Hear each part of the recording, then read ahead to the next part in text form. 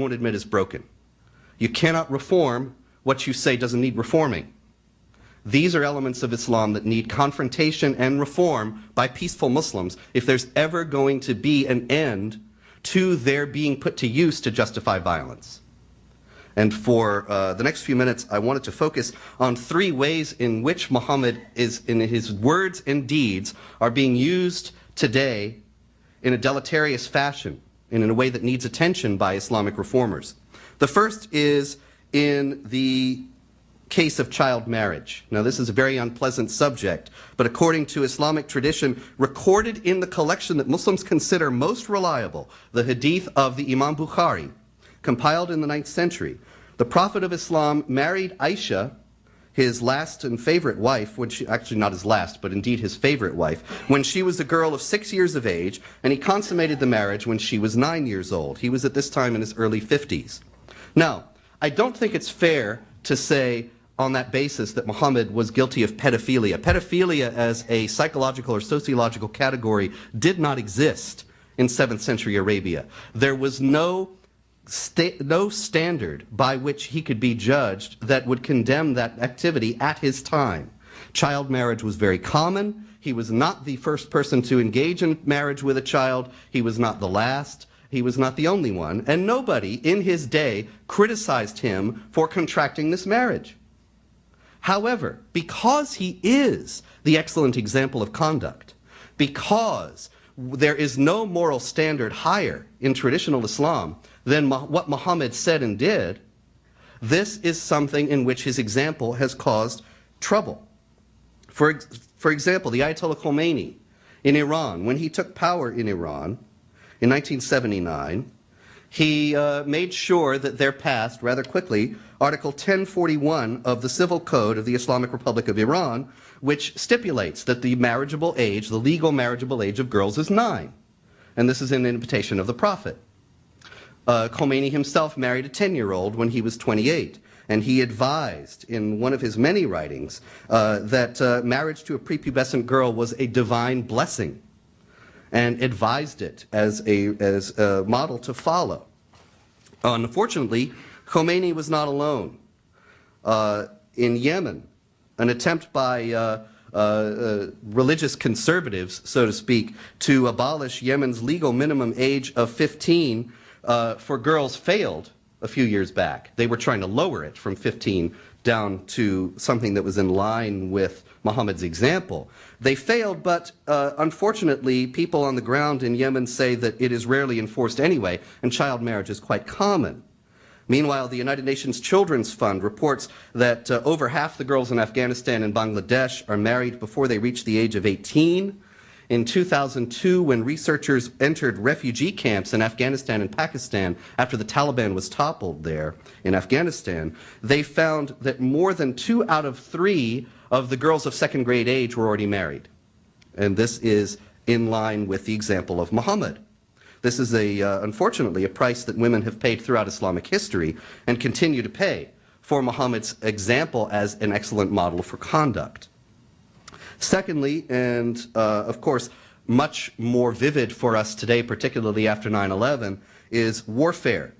According to Muhammad's earliest biographer, Ibn Ishaq, and this is something that became part of the mainstream understanding of the Quran, is also reflected in Quranic commentators, including Ibn Kathir, Ibn Juzai, the Tafsir al-Jalalain, and others that are read today and studied in madrasas around the world. The Quranic teaching about war came in 3 stages. When Muhammad first began preaching, he was nothing more than that, a preacher. And he taught tolerance. The 109th chapter of the Quran is all about that. The Quran is not arranged chronologically, but rather from the longest chapter to the shortest, with the exception of the first. And so as it turns out, as a general rule, what is revealed earlier comes toward the end of the book because they tended to be shorter revelations earlier in his prophetic career. In any case, the 109th chapter of the Quran says to the unbelievers that you have your religion and we have ours. You will not believe what we believe and we will not believe what you believe, and basically we're going to leave each other alone. However, unfortunately, later he began to receive what he represented as divine revelations that first taught that he could wage defensive warfare to defend the Islamic community that was at that time in its infancy, and finally to wage offensive warfare to establish the hegemony of the laws of his new community over non-Muslims. This is not forced conversion. Forced conversion was forbidden. It is actually inaccurate to say Islam was spread by the sword, but Islamic law was spread by the sword. The rule of the law that he stipulated was the law of Allah. That was spread by the sword. Now, that did not mandate conversion for non-Muslims, but it did mandate their second-class status as inferiors without equality of rights before the law. Muhammad urged on and participated in this warfare. He himself fought in several battles. And also he wrote a series of letters which I think are highly illuminating, to some of the great leaders of his day. Arabia, of course, was surrounded more or less by two great empires, the Eastern Roman Empire, the Byzantine Empire, and the Persian Empire. And he did write to, among others, the emperors of both of those. In his letter to Heraclius, the Eastern Roman emperor in Constantinople, he wrote this: "In the name of Allah, the most gracious, the most merciful, this letter is from Muhammad, the slave of Allah and his messenger, to Heraclius, the ruler of the Byzantines. Peace be upon him who follows the true guidance." An aside is, it's interesting to note that in Islamic law, "Assalamu alaikum," peace be upon you, is the greeting that one Muslim should give to another, but it's forbidden to give it to a non-Muslim. You don't wish a non-Muslim peace, you say peace be upon those who follow the right guidance to a non-Muslim. In other words, peace be upon the Muslims only. And this is how Muhammad addressed Heraclius. Incidentally, this is also how Mahmoud Ahmadinejad wrote to President Bush in his invitation to Islam. It also begins in exactly the same way: peace be upon those who follow the right guidance. In any case, Muhammad then goes on to say, "Now then, I invite you to Islam. Embrace Islam and you will be safe." Now that's a clear threat. Embrace Islam and you will be safe. Presumably then Heraclius and his people would not be safe if they did not embrace Islam. He wrote to some others more clearly, more specifically, "Embrace Islam and your lives and your property will be safe. But if you do not embrace Islam, then there's no guarantee for either one, your lives or your property." Heraclius, of course, did not accept Islam, and the Byzantines were not safe.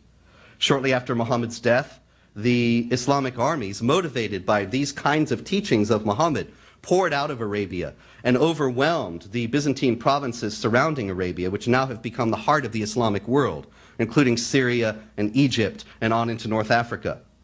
And of course they pressed into Spain and besieged Constantinople by the year 717, although it would be another 700 years before they would actually succeed in conquering Constantinople as well. Muhammad did not get a satisfactory answer either from Khosroes, the ruler of the Persians. It is said that after reading the letter he received from Muhammad, Khosroes tore it into small bits. And when news of this reached Muhammad, he called upon Allah to tear the Persian Empire and its emperor into small bits. And he said, "When Khosroes perishes, there will be no more after him. And when Caesar perishes, there will be no more Caesar after him. By him in whose hand Muhammad's life is, you will spend the treasures of both of them in Allah's cause." And indeed in that he turned out to be correct. That is what happened. He received a revelation from Allah, chapter 9, verse 29 of the Quran, that commanded Muslims to fight even Jews and Christians, the people of the book, as they are denoted in the Quran, until they accepted Islamic hegemony, symbolized by payment of a poll tax called the jizya, and discriminatory regulations that would ensure that they would be constantly reminded of their subordinate position.